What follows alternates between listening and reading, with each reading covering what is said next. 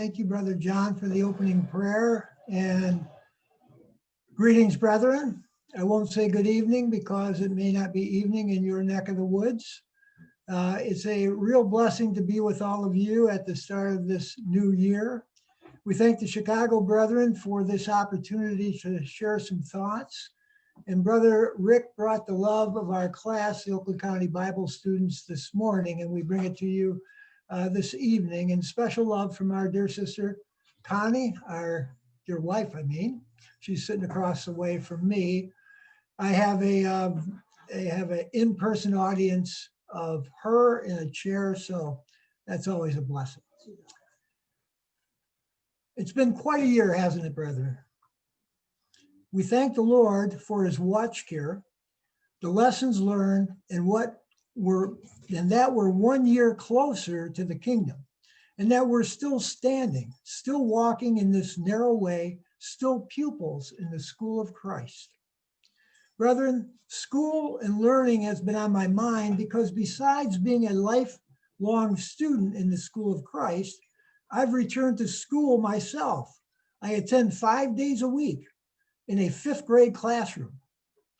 What do you mean by that, Brother Dan? Well, I'm glad you asked.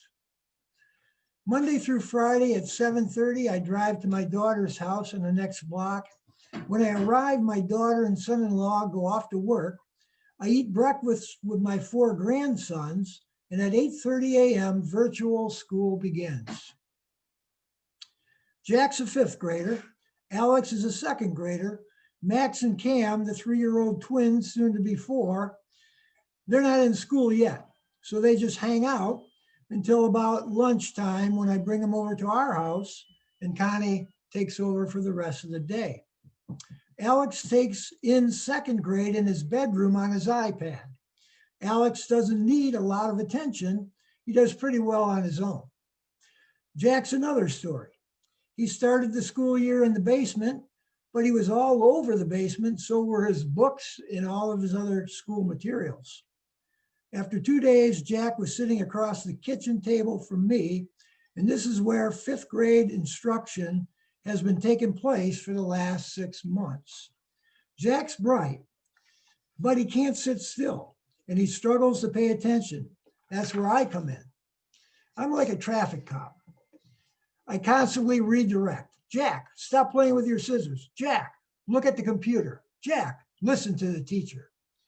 I state these simple directions: stop, look, and listen hundreds of times each day. And this brought my mind all the way back to my first instructor, Mrs. Stillman. And the important lesson she taught, that lesson was stop, look, and listen. By the way, Mrs. Stillman was my kindergarten teacher. Mrs. Stillman, my kindergarten teacher, taught us to stop, look, and listen when we cross the street, and you'll be safe. Stop, look, and listen in the classroom, and you'll learn your ABCs. In fact, stop and look and listen wherever you are, and you'll learn the important lessons of life. I had a hard time with stop, look, and listen. In fact, Mrs. Stillman thought I should try it all over again to get it right. But my dear mother rescued me, and I moved on to Mrs. Worry's room down the hall in the 1st grade, where I spent a lot of time looking out the window at the baseball field, daydreaming of hitting that walk-off home run with 2 outs in the bottom of the 9th. So I can relate to my grandson, sympathize with him as he struggles to focus in this new virtual classroom. So what's the point, Brother Dan? You're saying, what's the spiritual lesson? Well, dear brethren, in the school of Christ, we're also taught that we must stop, look, and listen. If we're going to intended lessons, this thought came to my mind by accident when I was looking for something else. I came across it in 2 Timothy chapter 2 and verse 7. Let's read these instructions. Here, the apostle says, consider what I say, and the Lord give thee understanding in all things. What a wonderful promise. But what's the connection? Well, when we stop and we take a closer look and at these words and we consider or listen to what we find, this word consider is from Strong's number 3539, and it means to exercise the mind, that is, observe, heed, think, or we might say, stop, look, and listen. When doing a word search on this word consider, we find that it's used 67 times in the Bible, 57 times in the Old Testament, and 10 times in the New Testament. Today, we will consider a couple of Old Testament scriptures and a handful of New Testament scriptures that use this word consider. Let's start with Isaiah chapter 1 and verse 3. Here the prophet says, "The ox knoweth his owner, and the ass his master's crib, but Israel doth not know, my people doth not consider." My people do not consider. In our study on Wednesdays, we've studied through the prophets, the minor prophets first, and now we're on the major prophets. We're in the book of Ezekiel right now. In these studies, we have seen that this failure to consider over and over again with the nation of Israel. Not that natural Israel wasn't acquainted with God, who gave them their sacrifices and ceremonial law, which had their daily attention. It was that Israel wasn't as wise as the ox and the ass, that is, these brute beasts, because Israel quickly forgot where they got their previous food or where they got their blessings. Israel didn't heed the light, which was given to them above all other nations, nor heed the warnings given to them over and over again by the prophets that God sent. The same is true today in Christendom. Not that our Christian friends have no knowledge respecting or reverence of God. The thought is that while knowing something about the Creator and the Redeemer, they don't know him in the sense of being really acquainted with his character. So in reality, they're worshiping a strange God. This true acquaintance can only be obtained by considering, by giving heed, reflecting, by studying the revelation that God has given us respecting himself in the Bible. We know that God doesn't describe himself in words. Instead, he reveals his plans to us, and by understanding his plans, we have an understanding of his character. Just as a man is known by his works, God is also known by his works. So if we are to know God, that is, appreciate his character, we must come to this knowledge by becoming acquainted with the divine plan that God is out working. The heathen religions and nominal Christianity requires little thought, little study. But the religion of the Bible, true religion, is a religion of faith based upon reasonable evidences, that is, substance, a knowledge of God, whose plan and character it reveals, as the apostle states in Hebrews chapter 11 and verse 1. Now, faith is the substance of things hoped for, the evidence of things not seen. We see then that the scriptures invite the faithful to consider, to search, to prove, saying, "Come, let us reason together." Isaiah 1 and verse 18. Satan understands this thoroughly, that if man really knew God, they would love him. So he makes use of his arts of deception to keep man from appreciating the divine plan and thus appreciating the divine character. The apostle tells us in 2 Corinthians chapter 4, verses 4 and 6, how successful Satan has been in keeping man in the dark concerning the real knowledge of God. There he says, "In whom the God of this world hath blinded the minds of them that believe not, lest the light of the glorious gospel of Christ, who is the image of God, should shine unto them." In verse 6, For God, who commanded the light to shine out of darkness, has shined in our hearts to give the light of the knowledge of the glory of God in the face of Jesus Christ. When we consider the apostles' words here, it's clear that men would be attracted to God if they saw his glory, his true character, shining from the face of our Lord Jesus Christ by the light of the glorious gospel that he preached and the perfect life that he lived. Satan can't hinder all knowledge and appreciation of God because the quality of reverence is deeply impressed in man's nature, who was made in the image of God some 6,000 years ago. And though man is fallen, he instinctively looks for a God to worship. So Satan's work has been to blind and deceive men who are feeling after God, if haply they might find him. Acts 17 and verse 27. The adversary's success in blinding mankind can be contributed to his ability to persuade men not to reason upon religious subjects. Every other subject, reason, consideration is advisable, but not on religious subjects. It seems amazing, but it's true. Let me give you an example. Let's take my brother Dave. He's a bright guy. He was the supervisor of the entire wastewater treatment plant for the city of Warren, Michigan. He does much reasoning on everything, so much so that my little brother Jeff gave him the nickname the Info Maniac. He researches everything. Before he built a shed in his backyard, he researched sheds for over 6 months to find the perfect shed. And yet, he doesn't use his reasoning on religion. In our numerous discussions over the years on the Trinity, the two salvations, and so on, Dave could never see the harmony and reasonableness of the scriptures on these topics.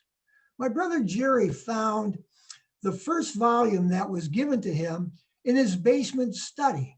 So Jerry flipped through the first volume and he saw that Dave had read the first volume because he had written comments in the margin. Comments like this: hogwash, or where does he get this? And we know, dear friends, every thought, every point in the first volume is supported by the scriptures, and therefore the title, Studies in the Scriptures. Yet Satan had done his work of deception on my big brother, persuading a reasoning man not to reason upon religion, not to consider. Instead, like most of our Christian friends, he shut his eyes and opened his mouth, and he swallowed whatever church doctrine was put in. In this kind of religion, credulity is mistaken for faith, and to be on the side of the majority is considered to be the safe, wise, and acceptable course. So Satan's great success is not only found in the heathen world, but in the Christian world, among Catholics and Protestants alike.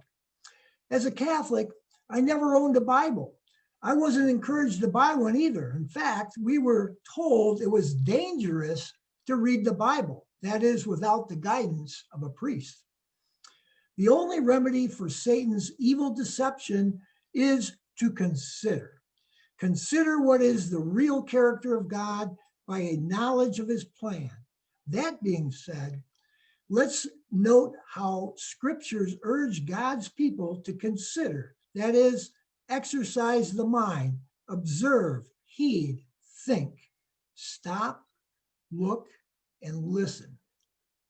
Starting with the natural things of creation, as we come in contact with them, we are to learn great lessons respecting our Creator.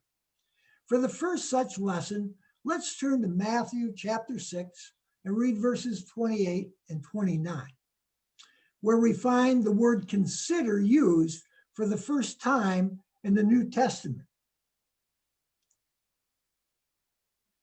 Now, these are the words of the master teacher in his great Sermon on the Mount. There he says, "And why take ye thought for raiment? Consider the lilies of the field, how they grow. They toil not, neither do they spin. And yet I say unto you that even Solomon in all his glory was not arrayed like one of these."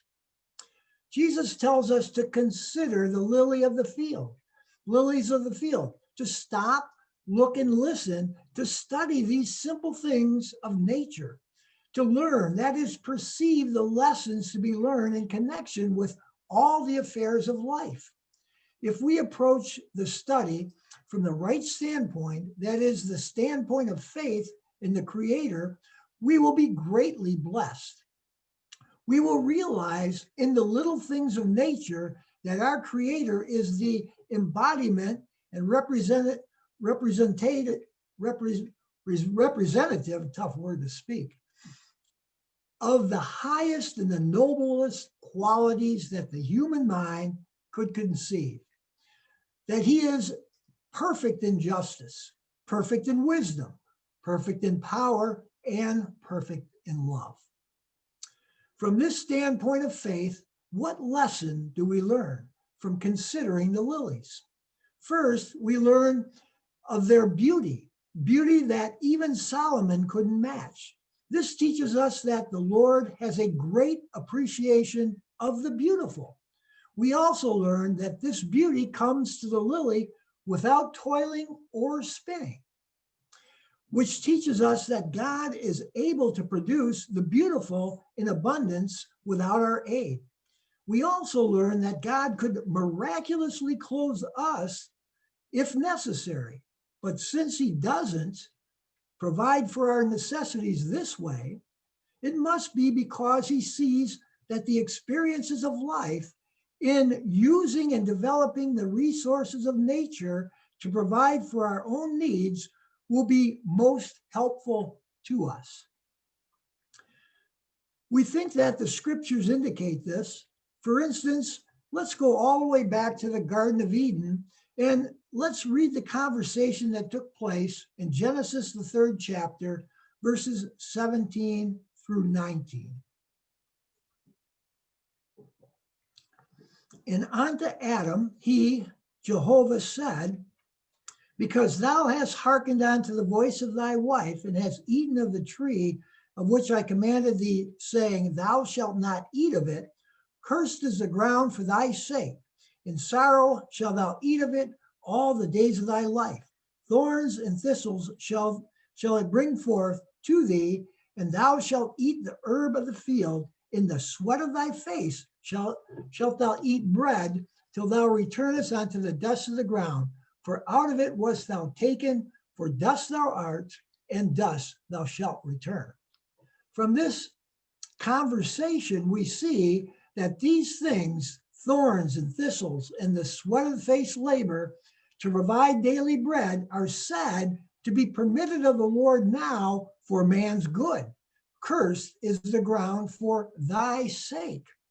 We see then that the earth, in its present imperfect condition, is for man's profit and experience. In these experiences of life, man has worked hard to develop tools to be able to use profitably the resources of nature to provide for his needs. Idleness, we've found, is injurious to fallen man. Too much time spells trouble. As Grandma used to say, idleness is the devil's workshop. Similarly, Brother Russell states in the first volume on page 169 that idleness is the mother of vice, and mental, moral, and physical degradation are sure to follow. Now, the context of this statement is our day, the day we live in, the time of the end, or the day of Jehovah's preparation for the kingdom, described by Daniel in Daniel chapter 12 and verse 4. "But thou, O Daniel, shut up the words and seal up the book, even to the time of the end, when many shall run to and fro, and knowledge shall be increased." When we study Daniel's prophecy in the 12th chapter, we see the wisdom and goodness of God in withholding these blessings of increased knowledge and labor-saving machinery until it was the due time for their introduction as a preparation for the millennial reign and the blessings that will come. Because these blessings in the hands of selfish man bring about discontent. The more selfish man has, the more he wants. And the multiplying of goods and unequal distribution of those goods, both the luxuries and the necessities, has brought about the great social divide, pitting the rich against the poor and the haves against the have-nots. So the very increase of these blessings that have removed much of the sweat of faith's labor is bringing upon the world the time of trouble, which will such as never has been since there was a nation. Daniel 12 and verse 1. But under the kingdom, dear friends, the kingdom rule of righteousness, all these blessings will be equally divided among men, and at the same time, man's leisure time will be properly directed by Jesus and the church, leading man upward toward virtue and perfection, mentally, morally, and physically. Of course, for us, dear brethren, in this day of increase, godliness with contentment is great gain for each one of us. 1 Timothy 6:6. And our focus upon the blessed day and the glorious things that God has in store for us and for the world will be the source of our contentment and our true happiness. That being said, let's consider the wisdom of God in connection with our experience and responsibility in providing for our necessities. As the wise man teaches this lesson by telling us to consider the ant. Proverbs 6:6. Go to the ant, thou sluggard, consider her ways and be wise.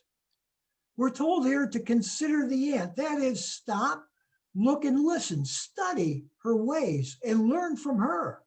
Then follow her wise custom of working hard and laying up provisions in advance of necessity. That is, do what you can according to your circumstances and reason, and your bread and water will be sure. Now that's a promise, dear brethren, and that promise is found in Isaiah 33 and verse 16. The Lord has promised to provide for our temporal needs as well as our eternal welfare, not extravagantly.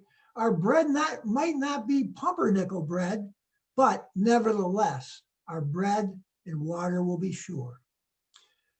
Our next consider is found in Luke 12 and verse 24. There, Jesus, our master teacher, tells us to consider the ravens.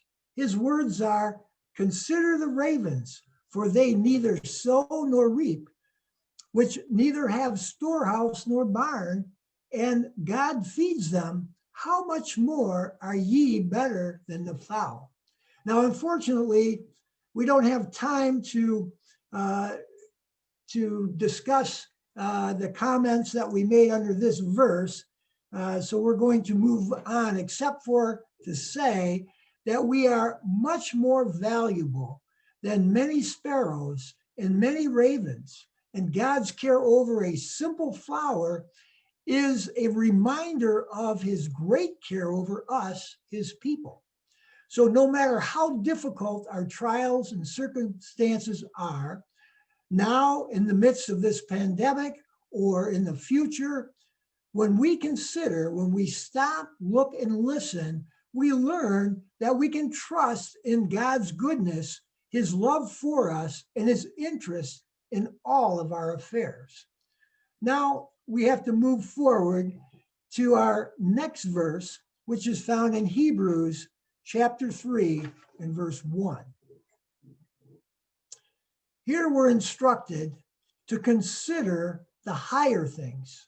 The apostles' words are, Wherefore, holy brethren, partakers of the heavenly calling, consider the apostle and high priest of our profession, Christ Jesus. Brethren, what an exclusive privilege is ours to be partakers of the heavenly calling, to be enrolled in the school of Christ, to sit at the feet of Jesus and consider the words of our apostle, that is our special teacher, who was sent of God to specially guide and instruct us. Our teacher is described as one who is like no other. It was said of him that never a man spake like this man, John 7:46. And what makes these words even more impressive is that these were words, the words of his enemies, who were sent by the religious leaders to deliver Jesus to death. Never a man spake like Jesus, because our teacher had the beautiful words of life that came down from above, that came down from the Father. Moses described poetically the words Jesus spoke in Deuteronomy chapter 32 and verse 2 like this: my doctrine shall drop as rain, my speech shall distill as the dew, as the small rain upon the tender herbs, and as the showers upon the grass. And the psalmist describes our great teacher this way: thou art fairer than the children of men, grace is poured upon thy lips. Psalm 45 and verse 2.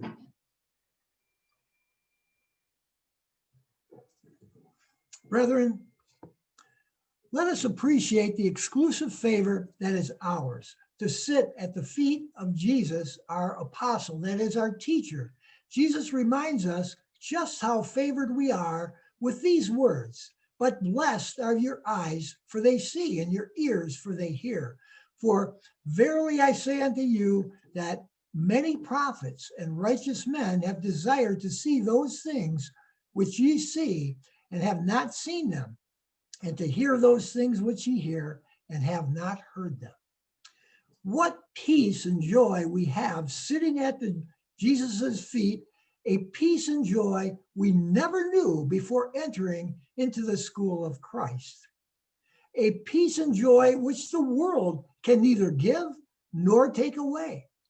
We have the double blessing, brethren, being blessed now in this life and also in that which is to come, because the eyes of our understanding have been opened, enabling us to consider, that is, to appreciate spiritual things, so we're not confused, but enlightened by our teacher, who is now present with us, feeding us heavenly food, meat in due season, the present truth since 1874, as we read in Revelation 3 and verse 20. This spiritual feast is a 7-course meal, brethren, that promises to provide the strength needed for every trial of our day in this day of temptation in which we live. As Jesus' disciples or pupils, our privilege is not only to learn, but to teach others, following in the Master's footsteps of this great teacher and the teachings that he has taught us. To that end, we have grace poured upon our lips, so that our speech, the words of life we speak, will always be presented with grace, that is, with love and kindness, seasoned with salt, that is, having a purifying and preservative influence. Colossians 4 and verse 6. Brethren, how few of those who read the apostles' words in Hebrews 3:1 have ever followed his suggestion? Because God at the present time does not desire the entire world to hear and understand respecting his plan. Only the truly interested, those who are partakers of the heavenly calling, will be able to consider Jesus from the standpoint suggested. As the church's apostle or special teacher sent of God to specially guide and instruct them. And as the church's high priest, to whom we have the relationship of under priest. And as under priest, when we consider the scriptures, we see that there must be at some future time a still greater blessing in which both the high priest and the under priest will be the agents of God in blessing all the families of the earth. There it is, brethren, the twofold blessing, being blessed now with the peace and joy that the truth brings, and the future blessing of blessing mankind with the life-giving truth. Moving on, let's consider the familiar words in Hebrews chapter 12 and verse 3, where the apostle tells us to consider him who endured such contradiction of sinners against himself, lest ye be wearied and faint in your mind. The apostle tells us that we must consider, that is, stop, look, and listen closely to Jesus, to see his life, to see how he reacted to the trials, to consider the Lord and what he faithfully endured of opposition. Why are we to consider Jesus in this way? So we don't become weary, so we don't become faint in our minds, because then we would be in danger of losing this chief prize that's offered to us. As we think upon, study out, consider the Lord's life and ministry, we see him in his perfection, as the Apostle John describes him in John, the first chapter. As the Logos, the firstborn of all creation, who made all things and then came to earth, was made a perfect man. And as a perfect man, the world's Messiah, he was as the light that shined in darkness, and the darkness comprehended it not. Jesus was not understood, he was not appreciated, and his testimony was rejected. When we consider this, what will it do for us? We will not expect that the light shining from our words in our life will be appreciated either. And as we consider how our perfect Lord suffered unjustly in every instance for righteousness' sake, we will properly reflect that our own conduct, even though we mean well, is imperfect. This proper reflection will strengthen us to endure the hardness as good soldiers, so that we won't become weary in well-doing or faint under opposition. This proper consideration will enable us to realize what the scriptures clearly state, that these experiences and testings are necessary, and if they're rightly received, they will all work out for good for our everlasting blessing. Brethren, as we consider the Lord and what he endured, and as we realize our own imperfections while seeking to walk in his footsteps, this will not only help us to appreciate the Lord's sympathy for us and his grace in covering our unwilling imperfections, which we see in ourselves every day, but additionally, this consideration will lead to sympathy for our fellows in the narrow way, for our comrades, sympathetic love towards our brethren. This thought brings us to our next scripture, which is in Hebrews chapter 10 and verse 24.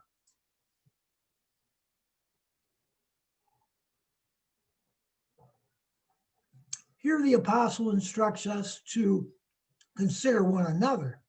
His words are, and let us consider one another to provoke unto love and to good works. How much we need to remember the apostle's words here, brethren, to have proper forbearance and love toward one another, to be able to consider one another's sacrifice, to think aright of each other's imperfections, peculiarities, and good qualities. For the consecrated, this statement, let us consider one another, always means to think kindly, even of the blemishes that love can't hide. This means we are not to consider that is, we're not to stop, look, and listen at the blemishes of others. And why not? Because considering others' blemishes will sour our hearts and our minds, sour them in opposition to one another. Now, here's a good saying: love looks through a telescope, not a microscope. This reminds us also that the blemishes of others are never to be considered as an excuse for gossip or slander. Here, the wise words of our mothers should direct our minds. Those words are, if you don't have anything nice to say, don't say anything at all. Returning to Hebrews 10:24, the apostle explains here that we are to consider, that is, stop, look, and listen to one another for the purpose of discovering the trials and struggles the brethren are facing, so we can be of some help and encouragement to them. To do this, listen closely to what they are saying in their conversations, in our fellowship together, in their testimonies. Make inquiries, make phone calls, send emails, visit, not to busybody, but to learn about your brethren so you can help them, encourage them, show them you care, and that they're not alone in their struggles. Listening, dear friends, is a talent, and it's a rare talent, as this Scottish verse reveals. It goes like this: his thoughts were slow, his words were few, and never formed to glisten. But he was a joy for all the clan, for you should have heard him listen. Besides prayer, listening is often the best thing we can do for someone who's hurting or discouraged or going through a difficult trial. This little short story captures this important talent. It's called The Most Caring Child. Here's how it goes. Author, lecturer Leo Biscaglia once told of a contest he was asked to judge. The purpose of the contest was to find the most caring child. The winner was a 4-year-old child whose next door neighbor was an elderly gentleman who had recently lost his wife. Upon seeing the man crying, the little boy went into the old gentleman's yard, climbed onto his lap, and just sat there. When his mother asked him what he had said to the neighbor, the little boy said, "Nothing. I just helped him cry." The little boy didn't say anything, brethren. He just helped him cry. He entered into the neighbor's experience and he showed that he cared. This loving kindness is just what was needed. Brethren, think of a time you said to someone or someone said to you, "Thank you so much for your help. I really feel better now. You really helped me solve the problem," or something to that effect. And you responded that they didn't need to thank you, that you didn't do anything. But you did, brethren. You listened. You showed them that you cared, and this loving kindness is just what they needed. Brethren, there is a great work being accomplished right now, so great that the whole world is depending upon it as the answer to all their problems. Brethren, you've probably seen the sign, they're all over, "A hero lives here." Maybe the sign has brought upon you a trial of comparisons.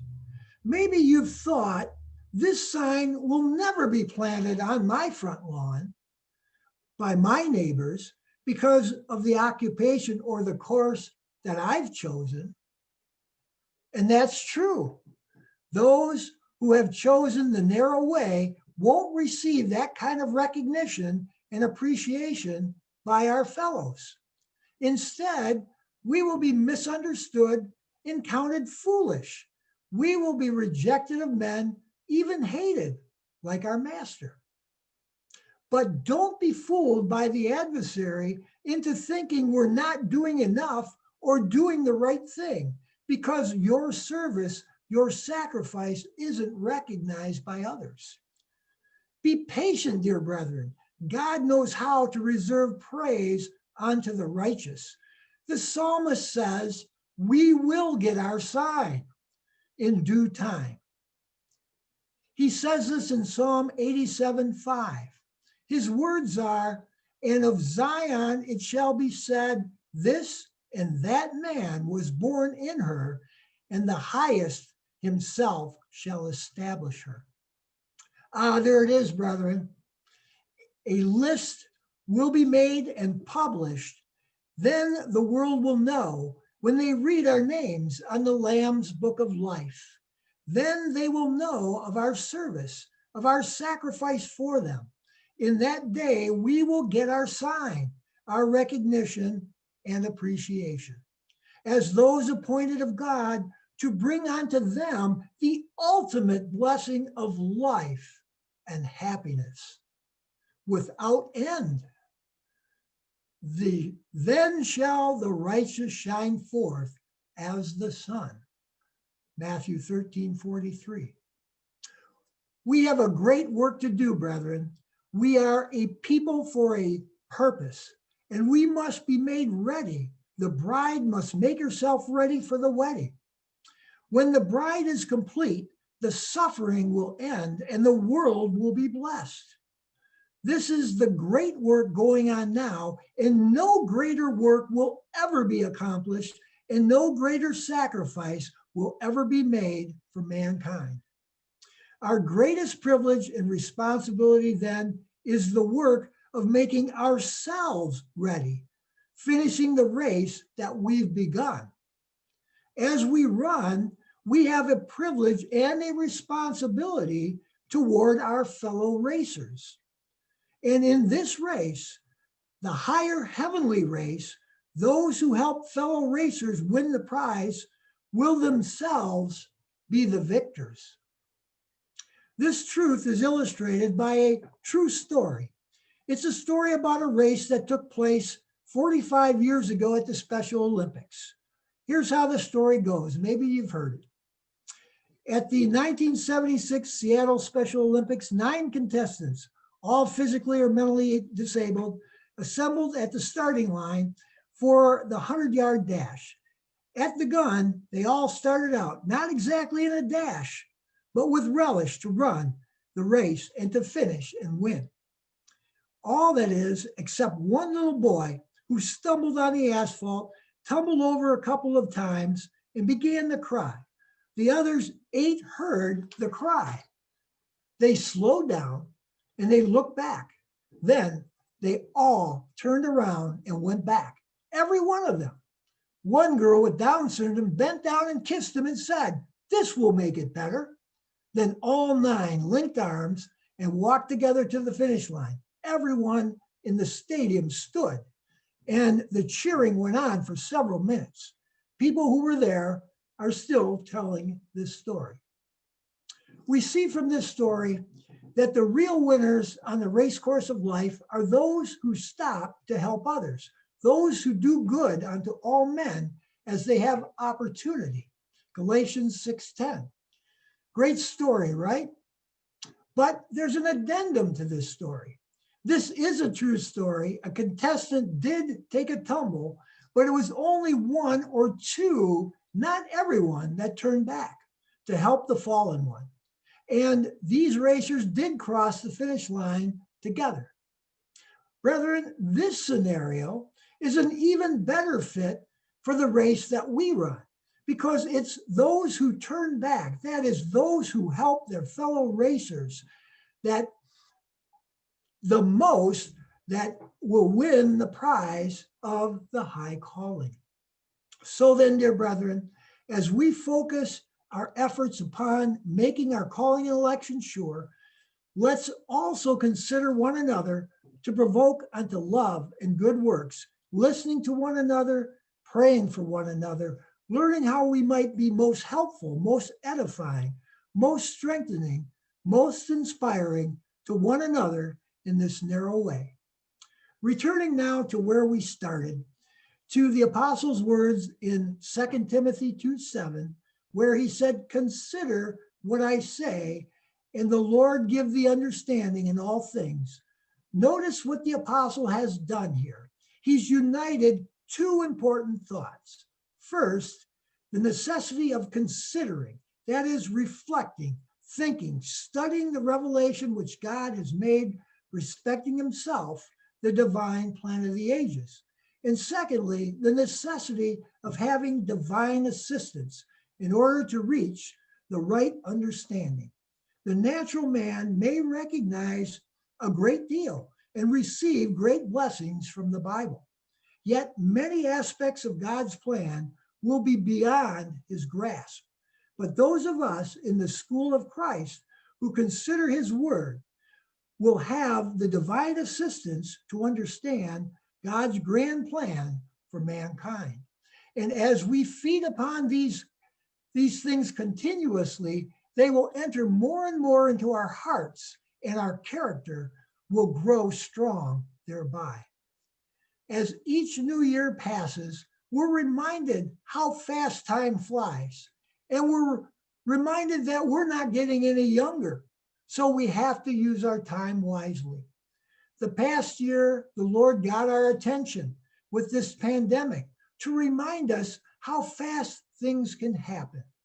These sudden changes and worldwide troubles remind us that the kingdom could soon be here, and that we must be prepared for the trials ahead that will prepare us for the heavenly home our Heavenly Father wants us to have. He wants us all to be there.